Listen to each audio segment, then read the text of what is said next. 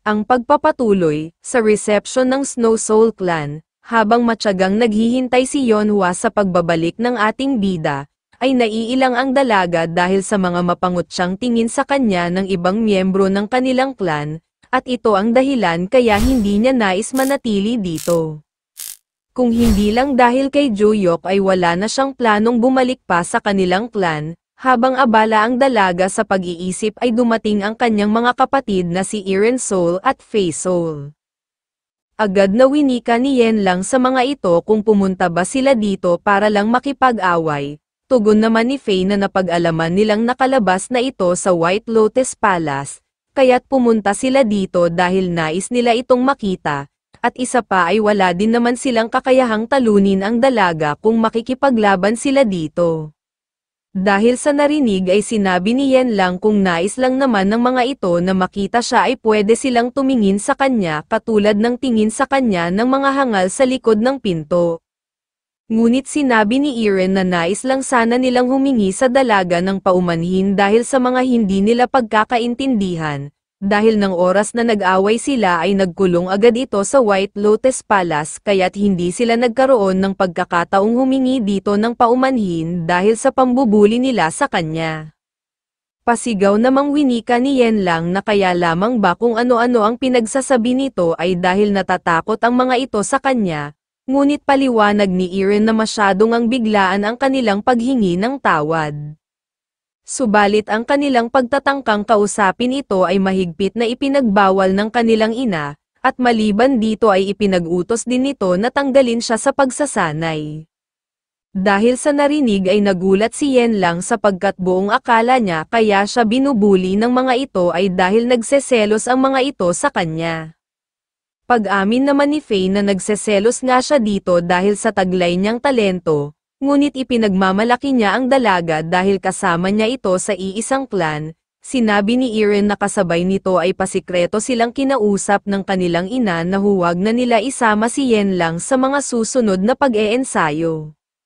Dahil ang dalaga ang magiging hadlang sa kanila para maging susunod na clan head, sapagkat kahit na makatanggap silang dalawa ng suporta dito kahit isa tong clan head ay ang pipiliin pa din ng mga elder ay ang dalaga. Kaya't wala na silang nagawa kundi sumunod na lamang sa utos pati na rin ang halos karamihan sa kanilang clan, subalit nagkakamali ang kanilang ina sa isang bagay dahil wala silang interes maging susunod na clan head. O mas tamang sabihin na dapat ay hindi sila magka-interest maging clan head, dahil sa winika ni Eren ay nagtatakang tanong ni Yen lang kung ano ang ibig nitong sabihin. Ngunit kasabay nito ay biglang dumating si Ryan at winikang siya na ang bahala magpaliwanag sa sinabi nito. Sa kabilang banda, patuloy pa rin ang laban ng Constellation at ng ating bida, at nagpakawala ang lalaki ng isang kumpol ng patusok na yelo, na mabilis namang naiiwasan ng binata. Nang makalapit ito sa Constellation ay agad itong tumalon upang umatake. Ngunit bago pa man ito makalapit sa lalaki ay muli itong nagpalabas ng mga yelo, na mabilis namang nawasak ni Juyok. Matapos nito ay muli itong sumugod dahil hindi siya basta-basta mapipigilan ng maliliit na pag-atake, kaya't muling naghanda ang Constellation ng isa pang atake, ngunit sa pagkakataong ito ay mas malakas na kaysa sa nauna at mabilis niya itong pinasabog. Nabigla man sa ginawa ng Constellation ay wala pa din hirap itong naiwasan ni Juyok, inaasahan ng lalaki na malaki ang matatanggap na pinsala ng binata, ngayon ay naiintindihan niya na kung bakit ito tinatawag na martial arts god. Tugon ng binata na hindi niya kailangan ang mga papuri mula sa kanya, subalit namamangha siya sa Constellation dahil sa lakas na ipinapakita nito. Dahil sa pagkakatanda niya sa mga winika ni Varche na ang lakas sa mental realm ay katulad ng lakas na mayroon ang pisikal na katawan, at kaya lamang niya nagagawang makipagsabayan sa lalaki ay dahil alam niya ang lakas niya sa nakaraang buhay. Subalit iba ang isang Constellation, ang kanyang katawan ay matagal nang naglaho, kaya't malamang ay halos ganito din ang lakas nito noong ito ay nabubuhay pa. Ngunit nagtataka ang binata kung ganito ang lakas ng lalaki noon dapat ay nakilala niya ito. Maliban na lang kung nabago niya ang pananaw niya sa sariling lakas dahil sa pagsasanay dito, kaya mas malakas ito ngayon kaysa dati, kaya't napangiti na lang ang ating bida at winikang mas masaya sana kung nakilala niya ito ng mas maaga. Nagtataka namang tanong ng Constellation kung ano ang ibig sabihin ng binata. Sa unang pagkakataon ay inilabas ng ating bida ang espada at winikang aminado siyang malakas ang Constellation, kaya't tanggapin na lang nito ang papuring ibinibigay niya. Masayang tugon ng lalaki na kung ganon ay hindi niya ito bibiguin, at mabilis na pinagyelo ang kanyang kamao na nagresulta sa paglaki nito. Matapos nito ay agad itong nagpakawala ng isang atake at winikang nais niyang malampasan ang lakas ng binata. Maging si Joyok ay nagpakawala ng atake upang tapusin na ito, ngunit bago pa man tumama ang suntok ng lalaki, ay mas mabilis na kumonekta ang atake ng ating bida, resulta sa pagkatalo ng Constellation. Sa kabilang banda, matiyagang nag-aantay si Yeonhwa sa magiging resulta ng laban ng kanilang Constellation at ni Joyok. Dahil sa tagal ng laban ay naiisip ni Yeonhwa na layunin ng kanilang Constellation na paglaruan muna ang binata dahil nagtataglay ito ng malakas na mana. Subalit nagtataka siya kung bakit parang maayos pa rin ang kalagayan ng binata sa kabila ng pakikipaglaban nito. Nang makabalik si Joyok sa kanyang malay ay winika nito na natalo niya na ang kanilang Constellation. Dahil sa narinig ay inakala ng babae na nagbibiro lamang ang binata, hanggang sa nagpadala ang Constellation ng isang mensahe at nakasaad dito na ang The King of the Deep Snow ay ipinahahayag ang taos-pusong paggalang kay Joyok Kim, na labis ikinagulat ng babae. Hindi siya makapaniwala na ang isang hamak na high school student ay magagawang talunin ang kanilang Constellation. Agad siyang hinawakan ng ating bida at sinabing hindi ba't may usapan na sila na kapag natalo niya ang kanilang Constellation ay titigilan na nila si Yen lang. Ngunit hindi pa kontento si Joyok kaya't sinabi nito habang may malademonyong mukha na may nais pa siyang idagdag sa mga kondisyon na kanilang napag-usapan. Matapos nito ay nagtungo ang ating bida sa reception room kung saan naghihintay sa kanya si Yen lang. Ngunit nagtataka siya kung bakit biglang dumami ang tao sa loob. Winika ni Ryan na masaya siyang makitang muli ang binata, at hindi niya inaasahan na makikita niyang muli ito. Pabalagbag namang siyang sinagot ni Joyok kahit siya ay hindi rin inaasahang makikita niya ito dito.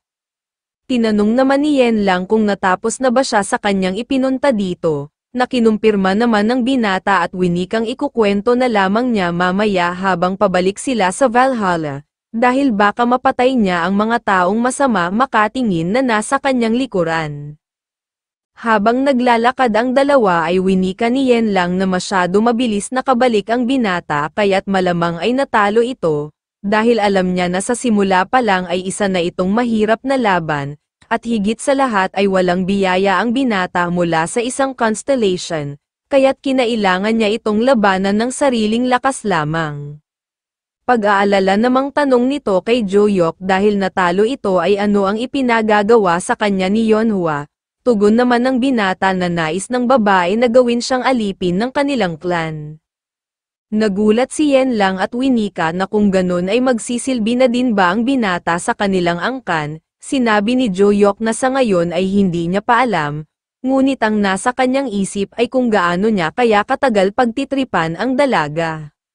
Dahil sa narinig ay nakonsensya si Yen lang at nagsisi na dapat ay pinigilan niya ito, at sinabi sa kanya ng kanyang mga kapatid at ni Ryan, na ang kanilang ina ay wala nang balak bumaba sa posisyon bilang pinuno ng kanilang angkan. Bata pa lamang ito ay nagpakita na agad ito ng interes sa pamumuno, kaya't nang mapansin ito ni Ryan ay sumuko na siya sa layunin niyang mamuno sa kanilang angkan. Subalit hindi sapat kay Yeonhwa na pamunuan lang ang angkan, ang importante sa kanya ay mapanatili ang kanyang posisyon hanggang sa kanyang kamatayan. Ngunit dahil sa kagustuhan ng mga elder ay napilitan siyang magkaroon ng mga anak, pero ang tingin lamang nito sa kanila ay isang banta sa kanyang posisyon. Kaya't mahigpit silang pinapanatili sa ilalim ng kanyang pangangasiwa para hindi sila magkaroon ng anumang ideya, ngunit mas nababahala ito sa kanyang talento kaya't ginamit nito ang kanyang mga kapatid at ibang miyembro ng clan upang mapanatili siyang nag-iisa. Hindi naman kailangan gawin iyon ng kanyang ina dahil wala naman siyang intensyon na mamuno sa kanilang angkan, dahil sa mga pahayag ng dalaga ay naunawaan na ng binata ang mga nangyayari. Kaya't napilitan na itong umamin na natalo niya ang kanilang constellation, na labis ikinagulat ng dalaga. Winika niya kay Joyok kung nagbibiro lamang ba ito, tugon naman ng binata na hindi siya magbibiro sa mga ganitong bagay. Sinabi ng binata na sa pagkakatanda niya ay nagsimula ang lahat ng ito, dahil nais pabalikin ng constellation ang dalaga, ngunit nagtataka siya kung bakit nais itong pabalikin kung wala namang interes ang constellation sa pagpapatakbo ng clan. Kaya't naisipan niyang tanungin ito bago siya umalis sa mental realm, at walang awa niya itong sinampal upang magising. Sa paggising nito ay agad tinanong ng ating bida kung bakit niya ipinapatawag si Yenlang. Winika naman ng constellation na sinabi sa kanya ng clan head na ang anak nitong nakababatang babae ay kailangan makatanggap ng basbas mula sa kanya, pero palagi lamang tumatanggi ang dalaga. Ngunit ipinayo ni Yonhua sa kanya na maaari lamang itong sumunod kung ang constellation mismo ang magpapatawag dito, kaya't sinunod lamang niya ang sinabi nito. Agad naman itong naintindihan ng binata at winika dito na narinig niyang minsan niya nang pinatalsik sa clan ang dalaga, ngunit walang ideya ang constellation sa mga tanong ni Joyok at isa pa ay ngayon lang niya narinig ang pangalan ni Yenlang. Dahil sa mga narinig ay napagtanto na ng ating bida ang mga nangyayari, at winika sa constellation na ginagamit lamang siya ng clan head sa sarili nitong interes at nagawang linlangin ang lahat. Nang marinig ni Yenlang ang mga kwento ni Joyok ay labis itong nagalit, dahil nagawa ng kanyang ina na linlangin ang constellation at maging ang buong angkan nila para sa sarili lamang nitong ambisyon. At nagkagulo-gulo ang buhay niya para lamang mapanatili nito ang kanyang posisyon bilang pinuno ng angkan. Winika naman ni Joyok na sinabi niya sa constellation na kanselahin na nito ang kontrata kay Yonhua, kaya't malamang ang kanyang ina ngayon ay natanggal na sa kanyang posisyon bilang pinuno ng angkan pati na rin ang lahat ng mayroon siya. Dahil dito ay labis ang pasasalamat ng dalaga sa ating bida, winika naman ng binata na hindi na mahalaga iyon, dahil simula ngayon ay magagawa niya ng mag-focus sa pag-eensayo nila. Habang abala sila Joyok at Yenlang sa pag-uusap ay may isang lalaking nakamatsyag sa kanila mula sa malayo. Winika nito sa kanyang constellation kung patuloy pa rin ba nilang susundan ang dalawa, ngunit pinigilan siya nito at sinabing hanapin na lamang ng lalaki ang mga kalaban ng binata. Sa hideout ng The Teaching Ones ay nagpatawag ng isang pagpupulong ang kanilang constellation, winika ng isang lalaki na ang akala niya ay inutos sa kanila na patayin si Joyok Kim, tugon naman ng isa na malamang ay nagbago ang isip ng kanilang constellation. Patanong naman winika ng babae kung anong klaseng tao ang binata, sinabi ng lalaki na masyadong misteryoso ang buhay nito, dahil sinubukan niyang maghanap ng mga impormasyon habang sinusundan niya ito. Subalit wala siyang nakita, maliban sa lumaki ito sa ampunan ay maging ang pangalan ng mga magulang nito ay wala rin nakalagay, at wala na siyang nakitang espesyal sa binata. Dugtong pa nito na sinundan niya ang ating bida at naghihintay na lamang ng utos mula sa constellation, hanggang matalo ng binata ang clan head ng Snow Soul Clan, na labis ikinagulat ng babae. Hanggang sa ipinag-utos sa kanya ng kanilang constellation na hanapin na lang niya ang mga kaaway nito, matapos din itong talunin ang Guardian Constellation ng Snow Soul Clan. Habang nag-uusap ang mga ito ay nagpadala ng isang mensahe ang kanilang constellation at tinatanong nito kung nakahanda na ba ang mga storage stone na pinahahanda niya, na mabilis namang inilabas ng mga ito. Agad tinanong ng constellation kung nagawa ba nitong hanapin ang mga kasalukuyang kalaban ng binata, tugon naman ng lalaki na 3 organisasyon ang direktang nakaaway nito. Ang una ay ang Bentrick Clan, One Believers at ang Greatest Race. Ang One Believers at ang Greatest Race ay isang grupo ng masasamang tao, at ang Bentrick clan naman ay isang maimpluwensyang angkan mula sa England. Ngunit tila ba nagbago ang mga ito ng pakikitungo kay Jo-hyuk Kim at sinusubukan makipagkaibigan sa binata. Kaya't sa ngayon ay hindi nila masigurado kung ito ba ay kaaway ng ating bida. Winika naman ng babae na may narinig siyang tsismis na ang isang organisasyon na tinatawag na Ruling Business ay nais din puntiryahin si Jo-hyuk. Tugon naman ng isang lalaki na puti ang buhok, malamang ay nais lang magpapansin ng mga ito upang umangat ang kanilang pangalan. Nang matapos marinig ang mga impormasyon ay agad na winika ng Constellation na may bago siyang ipag-uutos at ito ay nais niyang tapusin nila ang mga kalaban ng ating bida. Sa training center, matapos magpaalam ni Arin na hindi muna siya makakapag-ensayo, nagtataka ang binata kung gaano ba kahalaga ang lakad nito para ipagpaliban ang kanyang pagtitraining. Nang bigla itong napaisip na may posibilidad na ang Constellation ng Truth Choi Clan ay isa niya ring disciple, at matapos niya tignan ang mga nakolektang divine artifact ng Snow Soul Clan ay ni isa ay walang espesyal sa mga ito. Dahil nalalapit na ang pagdating ng kalamidad at isabay pa ang pagbabalik ng Tower of the End ay kailangan niya pang makakuha ng maraming disciple. Habang nasa kalagitnaan ng pag-iisip ay may biglang tumawag sa binata at tinanong kung siya ba si Jo-hyuk Kim.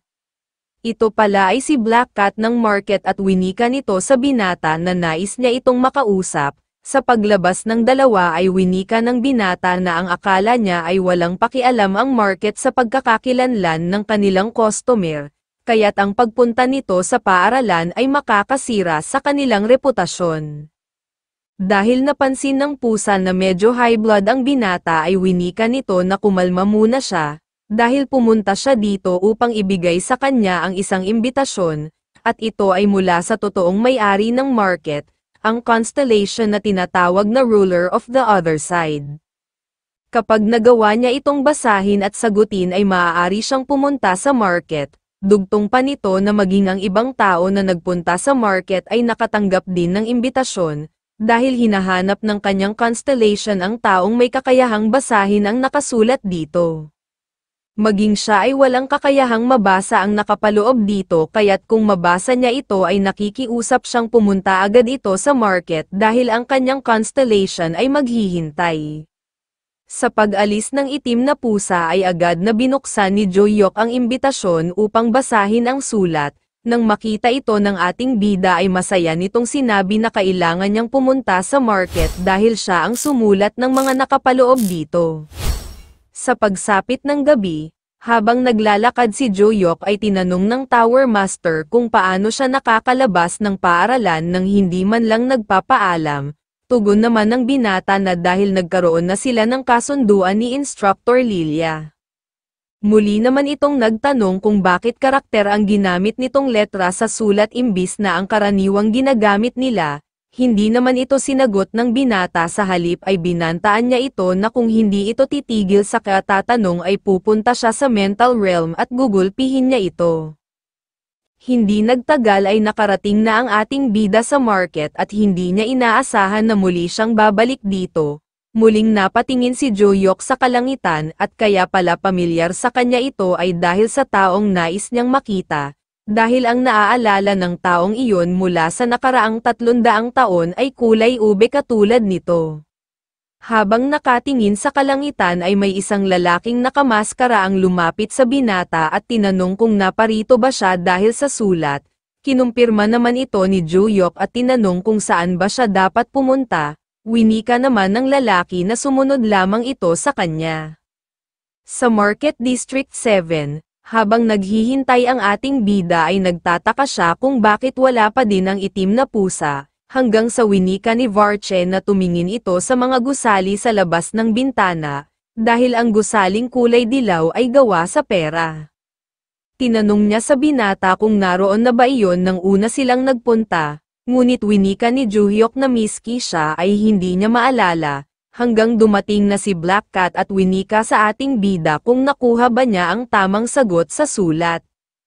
Kinumpirma naman niya ito ngunit sinabi ni Jo-hyuk na sa simula pa lamang ay wala namang tamang sagot sa sulat na iyon, Dahil hindi maintindihan ng pusa ang ibig sabihin ng binata ay humingi ito ng ballpen at papel upang mailarawan niya ng maayos. Ngunit naghihinala ang pusa na isa din impostor ang binata, dahil may 5 tao silang pinaghihinalaan na nagbenta ng singsing, ngunit 3 lamang ang nagsabing may sagot sila sa sulat pero isang kasinungalingan lamang kaya't nagalit sa kanila ang kanyang constellation.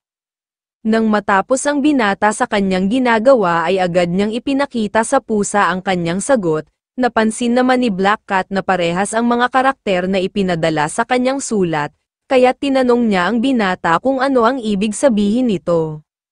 Winika ni Joyok na ang ibig sabihin nito ay hindi, dahil sa winika ng binata ay labis na nagsaya ang constellation. Dahil dito ay sinabi ni Black Cat na mukhang tama ang sagot nito, kaya't hanggat maaari ay kailangan siyang makita ng kanyang constellation.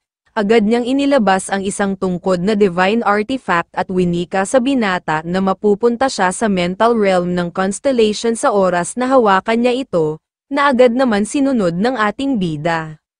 Hindi nagtagal ay napunta na si Joyok sa mental realm at bumungad sa kanya ang isang nakatalikod na babae, at nang maramdaman niya ang mana ng binata ay winika ng constellation na kahit nagbago man ang anyo nito ay kilalang kilala niya pa rin kung kanino nagmumula ang manang ito.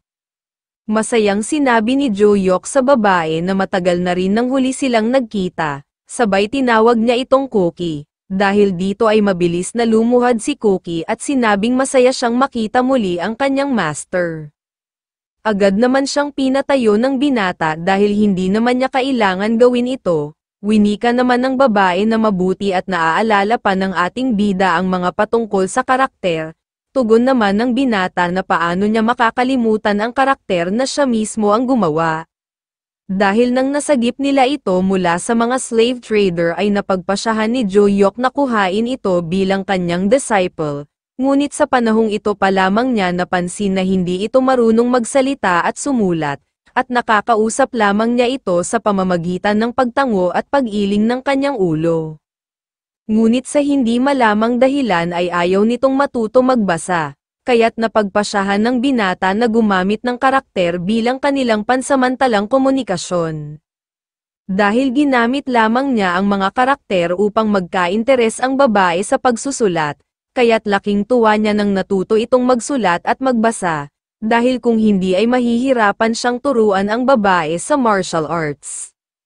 Masaya namang nagpasalamat si Cookie sa binata dahil sa mga ginawa nito para sa kanya, at tinanong dito kung naintindihan ba ng ating bida kung ano ang kanyang sinulat. Tugon naman ni Joyok na nakasaad dito na namimiss niya ito at kung maaari ba silang magpakasal sa oras na magkita sila, kaya't ang sagot niya sa sulat ay hindi. Pinaliwanag ng ating bida na dahil sa mga oras na ito ay wala siyang panahon para sa mga bagay na yon, at isa pa ang mundo ay maaaring matulad sa nakaraang 300 taon. Tila nanlumo naman si Cookie sa sagot ng binata at pabulong nitong winika na sa ngayon ay hindi muna nila pag-uusapan ito, sabay tinanong nito sa kanyang master kung nakita ba nito ang building sa labas na gawa sa pera. Naalala ni Joyok ang building na itinuro ni Varche at winikang nakita niya nga ito, masaya namang sinabi ni Cookie na ipinagawa niya ang building para sa binata at maaari na siyang tumira doon, na mabilis namang tinanggihan ng ating bida. Dahil sa sagot ni Joyok ay tila napraning ang babae at tinatanong ito kung bakit naman niya ito tinatanggihan. Habang kinakabahan ay naiisip ng binata na mas lalong lumala si Cookie simula nang nawala siya. Dahil sa ganitong pag-uugali nito kaya pinangalanan niya itong Cookie, kaya't malakas itong pinitik sa noo ni Joyok katulad ng ginagawa niya sa tuwing nawawala ito sa sarili. Matapos nito ay natauhan ang babae at tinanong si Joyok kung bakit hindi nito nagustuhan ang kanyang regalo dahil noon pa man ay nais niya na ito. Nagtataka naman ang binata kung kailan pa niya ninais ang magkaroon ng building na gawa sa pera, na agad namang pinaalala ni Cookie. Nang panahon na nag-eensayo sila ay winika ni Joyok na pangarap niyang tumira sa isang gusali na gawa sa pera na halos kasing taas ng bundok, Nang madinig ito ng babae ay tinanong niya ang binata kung ito ba ang pinapangarap niya. Wala namang ideya ang binata kung bakit ito nagtanong kaya't sinang-ayunan na lamang niya ito. Winika niya sa dalawa na kapag dumating na ang panahon ng katahimikan ay nais niyang mabuhay sa isang bundok ng pera. Subalit malayo pa ang lalakbayin nila, kaya't bilisan ng mga ito ang pagpapalakas hanggang sa kayanin na nila ang isang kalamidad ng sila lamang, upang sa ganon ay maaari na siyang makapag-relax sa buhay. Dahil sa mga narinig ni Cookie ay nagkaroon siya ng layunin na maging malakas upang matugunan niya ang buhay na pinapangarap ng kanyang master. Kaya't hindi man niya natupad ang pangarap ng kanyang master sa nakaraang buhay, ay nagawa naman niyang tuparin ito sa 3 dekadang dumaan dahil sa kapayapaan. Naitanong naman ng binata kung may lumabas din bang notification kay Cookie kaya't nalaman niyang mabubuhay siyang muli, na agad namang kinumpirma ng babae at winikang hindi niya alam kung sino ang nagpadala ng mensahe, subalit kung hindi niya ito nalaman malamang ay nagwala na siya at naging isang mabangis. Sinabi ni Joyok na hindi ito ang panahon para dyan dahil ang era ngayon ay nalalapit na sa kaguluhan, kasabay nito ay mabilis niyang ikinwento sa babae ang pagdating ng kalamidad at ng Tower of the End. Dahil sa mga narinig ay napraning na naman ang babae dahil hindi siya makakapayag na muling magulo ang mapayapang pamumuhay ng kanyang master. Sinabi ni Joyok na nakatira na siya sa Valhalla ngayon kaya niya din tinanggihan ang alok nitong building na gawa sa pera. Sa kabutihang palad ay agad naman itong naintindihan ni Cookie, at inilabas ang isang singsing na tinatawag na The Grand Honor Ring. Ito ay binigay niya kay Joyok upang magkaroon siya ng access sa market, katulad ng pakikipagpalitan at maaari niyang gamitin ang kanilang pondo. Gamit ito ay mas mapapadali din ang pagpunta niya dito at handa niya tulungan ang kanyang master kahit ano pa man ang kailangan nito. Masaya namang nagpasalamat ang ating bida, at sa isip-isip niya ay nitong mga nakaraang araw ay parang napapadalas na ang pagtanggap niya ng singsing. Sabay mabilis na itong nagpaalam sa babae upang umalis. Sa pag-alis ng binata ay nagpadala ito ng mensahe kay Black Cat kung nakaalis na ba ang kanyang master, na labis ipinagtataka ng pusa kung bakit nito tinatawag na master ang binata, ngunit sinabi niya dito na bumalik na ang ating bida sa paaralan ng Valhalla. Nang biglang nagpadala ng mensahe si Cookie na siguro ay dapat niya nang bilhin ang Valhalla. Napapaisip na ang pusa kung ano ang mayroon sa binata at ano ang koneksyon ng isang 17 taong gulang sa kanilang constellation. Kaya't hindi na ito nakatiis at tinanong niya na si Cookie kung ano ang mayroon sa kanila ni Joyok Kim. Sinabi naman ng constellation na ito ang nagsisilbing kalangitan na nagbigay ng liwanag sa kanya. Sa kabilang banda, isang lalaki ang inataw ang mukha sa pader, na labis ikinatakot ng iba niyang mga kasama. Ito pala ay si Logan Sr. na tinatawag na The One. Nilusob niya ang pugad ng One Believers dahil sa tangkang pagpatay ng mga ito sa kanyang anak na si Logan Jr. sa panahon ng school competition. Nagpakawala ito ng isang malakas na suntok at winikang tatapusin niya na ang basurang buhay ng mga ito. Sa lakas ng atake ay halos malaking pagsabog ang nabuo na direktang tumama sa mga hangal, dahilan upang ikawala agad ng kanilang buhay. Habang abala si Logan Sr. sa panggugulpi sa mga miyembro ng One Believers, ay nakamatsyag lamang sa kanya ang mga miyembro na mula naman sa The Teaching One, at balak sana ng mga ito na sila ang gumulpi sa mga hangal subalit napagpasyahan na lang nila na ipaubaya ito sa lalaki. Sa kabilang banda, ang leader ng One Believers na si Hannibal ay napunta sa isang madilim na lugar at tila ba ay hindi nito alam kung nasaan siya, dahil nang nakatanggap siya ng ulat na sila ay nilusob ay bigla na lang siyang napunta sa lugar na iyon, nang biglang may nagsalita at winikang sa sobrang lakas ng kaba ng lalaki ay naririnig na niya ang tibok ng puso nito. At sa isang iglap ay naramdaman ni Hannibal na nabutas na ang kanyang dibdib na labis niyang ikinagulat.